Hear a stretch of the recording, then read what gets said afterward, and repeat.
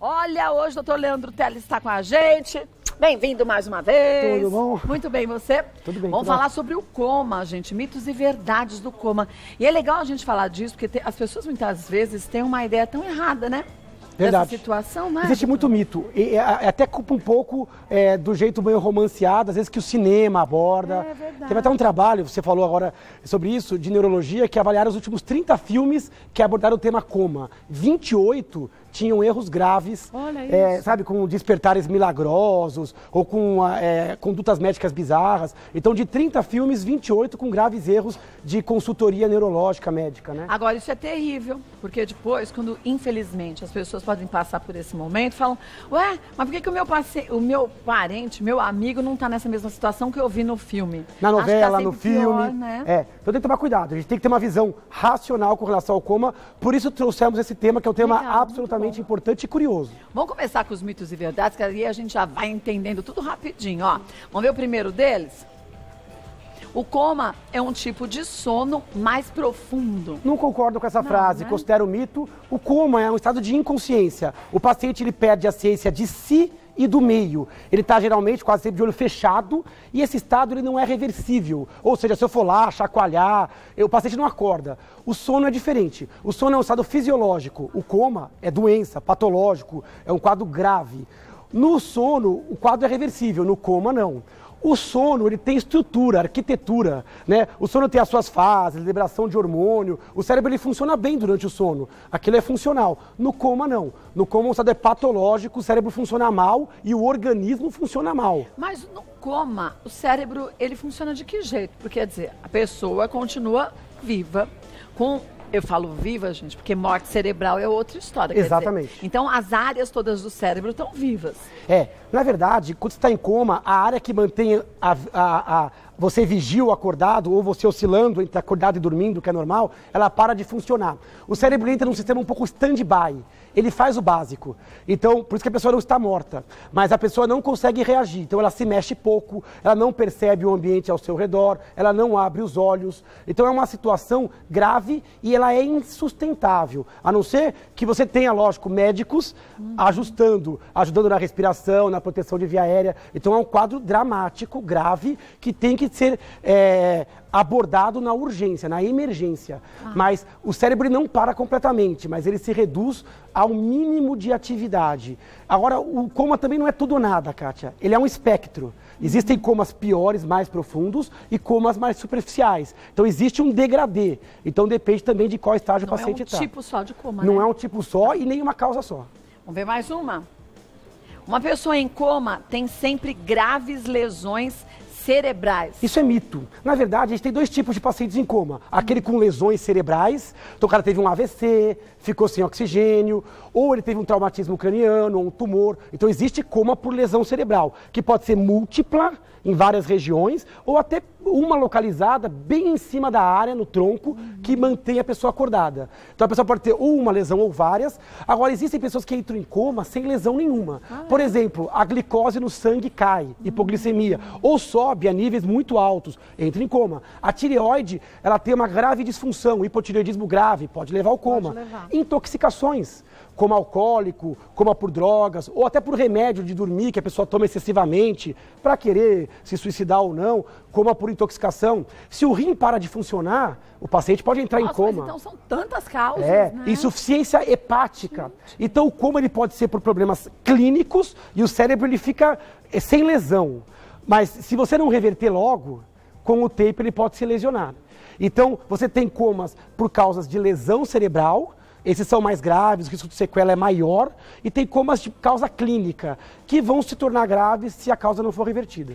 Por isso que é bom a gente falar sobre esse tema, porque deu para perceber quão complexo é, né? Isso, o coma não é uma doença, ele é um sintoma. Então é importante olhar o que tem embaixo do iceberg. O que causou esse coma, que é a doença, Exatamente. Né? Vamos ver mais um? Bora. Pessoas em coma escutam o que ocorre ao seu redor. Essa é a pergunta mais feita na internet quando eu lancei nossa pauta, né? Mas e escuta ou não escuta? Então, de modo geral, Kátia, não escuta. Então, isso é um mito, porque a própria definição de coma é a pessoa não ter ciência de si e do meio. Então, a pessoa pode até levar o som até o cérebro, mas ela não consegue processar a informação, ou se processa, muito difícil ela lembrar.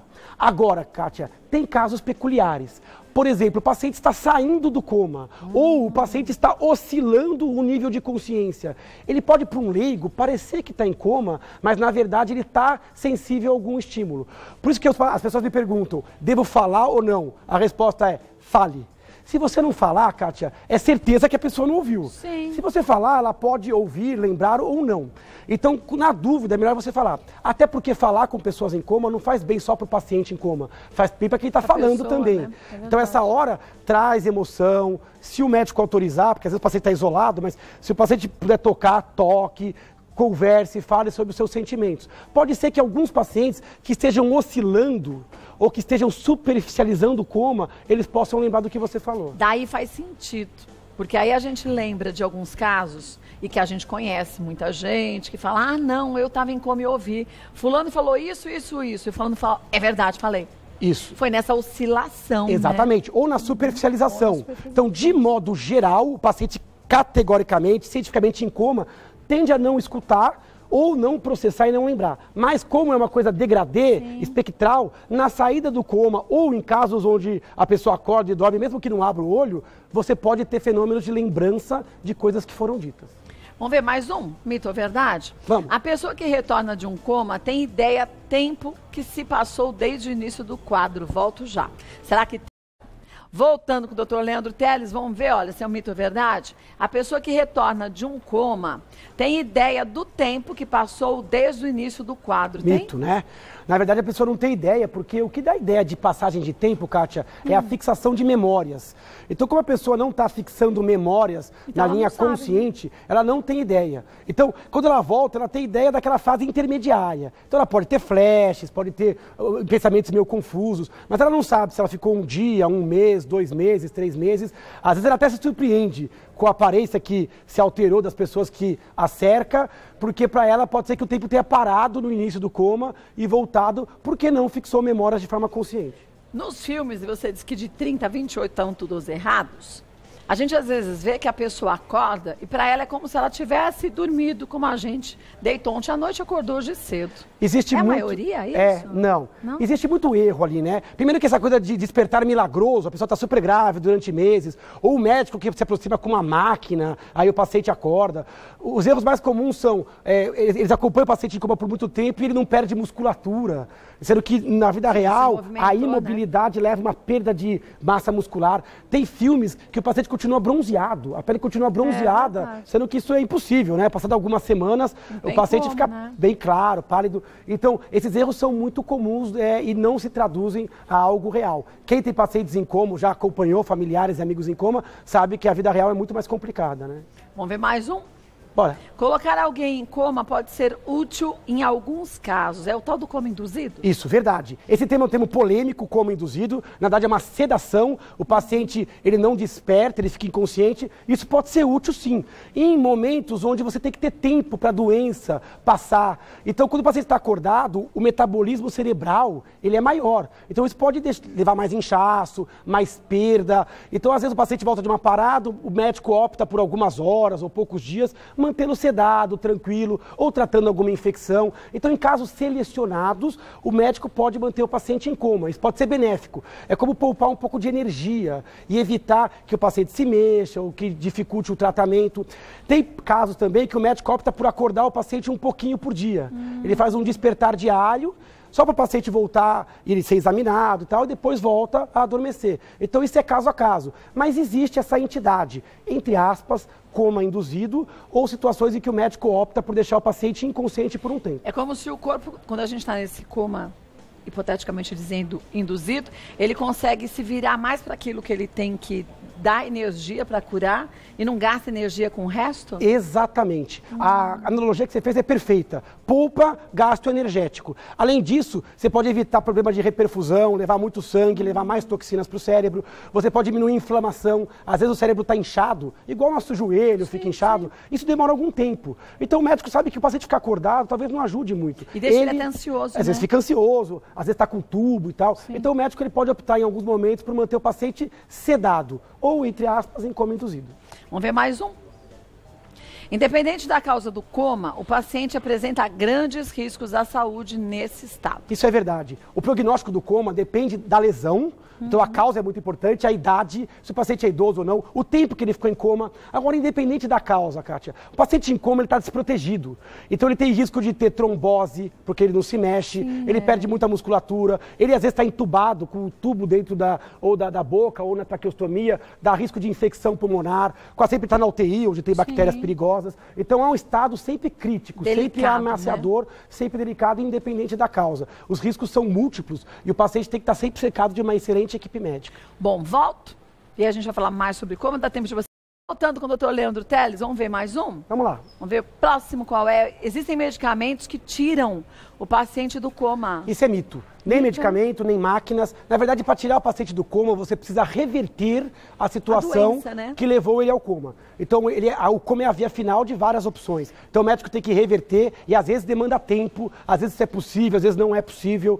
Então, existem casos mais dramáticos e menos dramáticos. Infelizmente, muitos evoluem com sequelas graves e alguns até para óbito.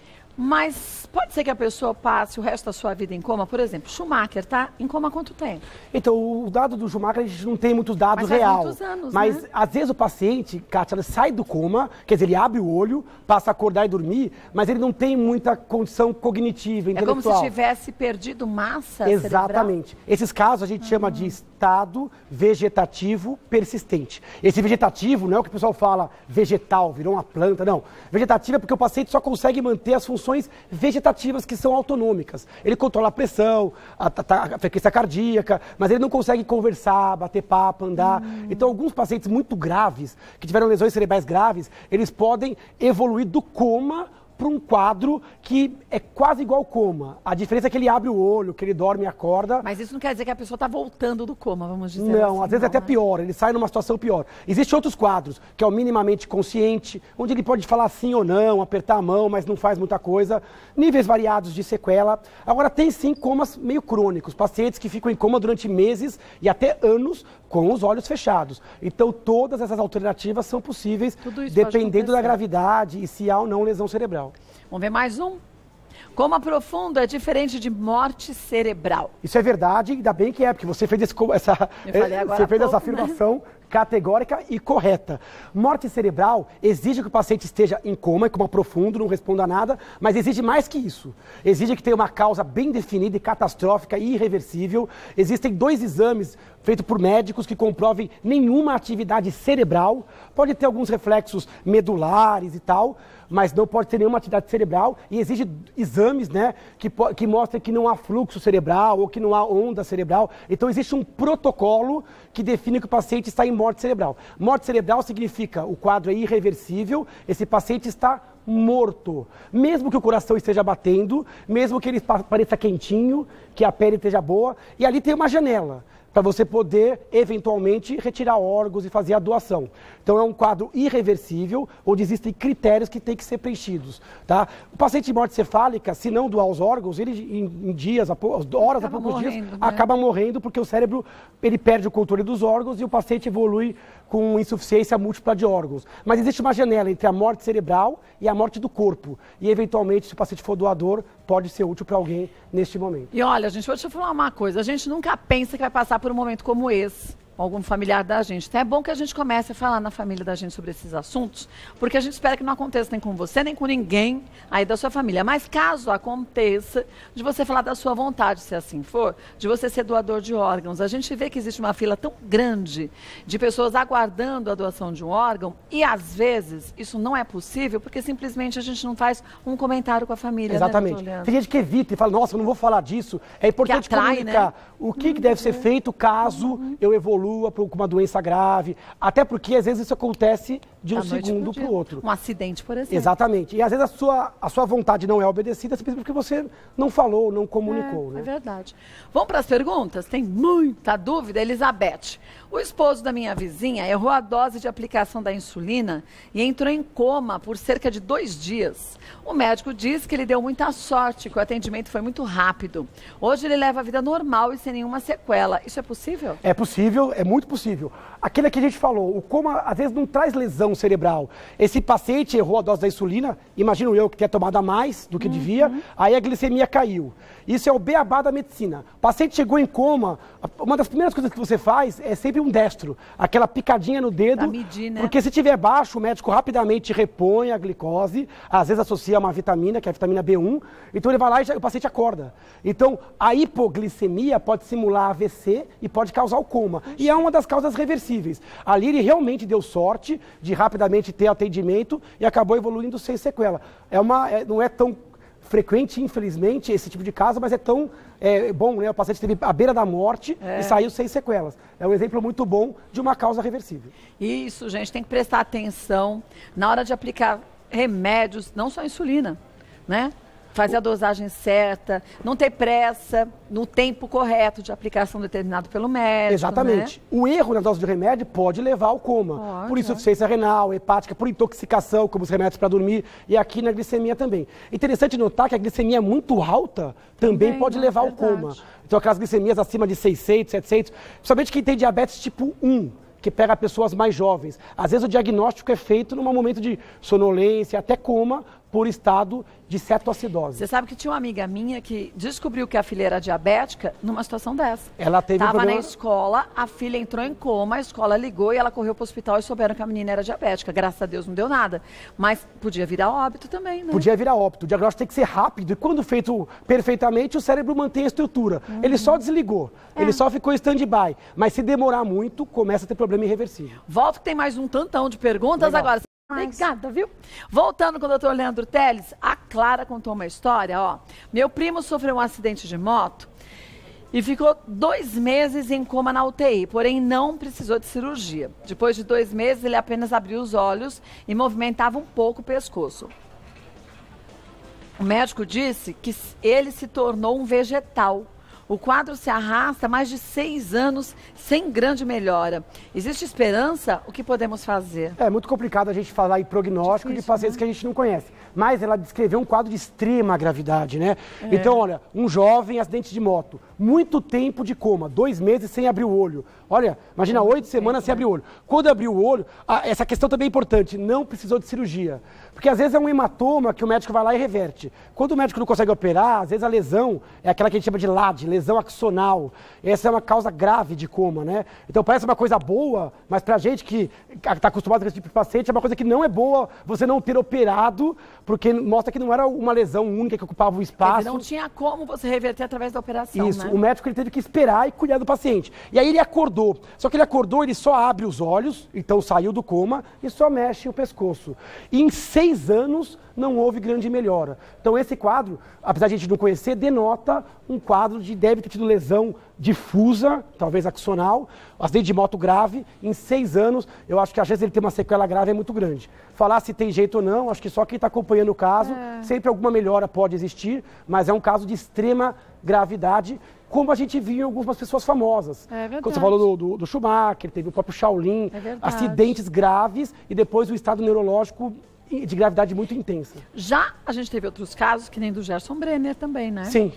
Ele teve um comprometimento em algumas áreas do cérebro, tem um comprometimento, mas as outras não. E ele se recuperou em algum grau. O próprio cantor também do LS Jack teve um tempo de coma, depois se recupera, está super bem. Tá ótimo. Então, neurologia tem isso, existe recuperação, mas cada caso é um caso. É único, né? A gente acabou de ver um caso super bom da insulina, né? E esse é um quadro de extrema gravidade, onde o mesmo coma foi por outra causa, né? E aí talvez não tão reversível. Aquilo que o doutor Leandro começou dizendo aqui, não é o coma que tem que ser analisado, é o que causou e a gravidade dessa doença que causou o coma que a gente tem que ver, Exatamente. Né? Vamos ver mais um? Renata, minha tia teve uma parada cardíaca e entrou em coma. Os médicos resolveram resfriar o corpo dela e mantê-la em coma induzido por 2 semanas. Ela sobreviveu e hoje tem alguns problemas de fala e de memória. Ela ainda pode melhorar? O evento ocorreu há cerca de 3 meses. Muitas das perguntas são relacionadas a prognóstico. Aqui é um caso diferente, intermediário, né? Verdade. Entre o primeiro e o segundo. Né? Ela tem uma parada cardíaca. Parada cardíaca, o cérebro ficou sem oxigênio. Então, mesmo que alguém tenha massageado, a massagem ela garante mais ou menos 1/3 do fluxo que precisa, dá uma segurada. E é comum, quando o paciente não acorda depois de uma reanimação, que o médico às vezes opta por fazer esse coma induzido, essa sedação. E aqui optaram até por uma outra coisa, que é resfriar o paciente. Isso pode ser feito. Em paradas cardíacas extra-hospitalares, você pega o paciente que tem que estar a 36 graus, aí te abaixa para 32, 33 graus. Quando você gela o paciente, você diminui a lesão, a inflamação. É igual pôr gelo e às vezes num machucado, num inchaço. Então, isso pode ser feito por 12, às vezes 24 horas, mas é só em pacientes selecionados. Porque também isso não é fácil, né? Então, no caso deu certo. O médico cuidou do paciente, resfriou, manteve em coma induzido e ela depois teve algumas sequelas em áreas que são mais sensíveis. Por exemplo, a memória, às vezes ela pode ficar um pouco esquecida, probleminha de fala, mas pelo que eu entendi, ela recuperou o resto. Agora, ela fez uma pergunta final que é interessante. 3 meses, pode melhorar ainda? Pode. Em neurologia, 3 meses é muito pouco. Né? Então, em 3 meses tem que fazer fisioterapia, fono. Então, esse caso ainda é muito cedo para dar prognóstico. Quer dizer, tem que investir bastante, que ele pode se recuperar. Pode ser que daqui a 1 ano, 6 meses, ela esteja melhor. O cérebro precisa de um tempo para se readaptar também a essa nova realidade? Ele precisa, porque muitos neurônios morrem, mas alguns não morrem, só desligam. Então, de repente, você tem um remanejamento de funções. Alguns voltam a funcionar, outros fazem funções duplas, e esse tipo de paciente pode melhorar. Aqui é um caso intermediário. Muito bem escolhido aí os casos, ficou bem ilustrativo. Né? Agora, gente, nada, mas nada consegue tirar a grande oportunidade de você sempre perguntar com um médico que está fazendo atendimento nesse momento, por exemplo, no caso do coma de hoje, como a gente está falando, desse paciente que pode ser um parente seu, um amigo seu, pergunta para o médico. Exatamente. Fala, doutor, qual é o caso? O que pode acontecer? O que você acha? Tira suas dúvidas. Tem gente que tem vergonha disso, né, doutor? Mas é errado. E aí fica ouvindo, às vezes, aquilo lá. Eu conheci um caso, a pauta de hoje para mostrar que nenhum caso é igual ao outro. Cada um tem uma evolução. Né? Nesta hora, marca uma reunião com a família, com o médico, com o plantonista, para entender qual é o prognóstico, qual que é o caminho, quais são as chances. Olha, e fora aí essa história do coma, de uma maneira geral, vá sempre ao médico, não se automedique. Você vê a história da insulina, que a gente mostrou há pouco. Então, se mesmo um remédio prescrito pelo médico for dosado de uma forma errada, a diferença do remédio para o veneno é só a dosagem. Verdade. O que te salva te mata. Não é? É a prevenção. O melhor como é aquele que não aconteceu. Então, verdade, cuidado preventivo e controle das doenças que você sabe que tem. Falando em prevenção, ó, antes que eu me esqueça, isso é importante, técnicas, hábitos e dicas para afiar a mente e aperfeiçoar a memória. Gente, isso aqui é tão fácil, um livro tão gostoso de ler. Adorei seu livro. Obrigado, cara. E sabe por quê, gente? Porque fala do quanto que a memória é importante, mas o quanto que a gente, assim como a gente faz musculação, trabalho muscular no corpo todo, a gente tem que treinar o cérebro, alimentar esse cérebro sempre, estimulá-lo. Sem dúvida. Muito antes de começar sintomas relacionados à memória.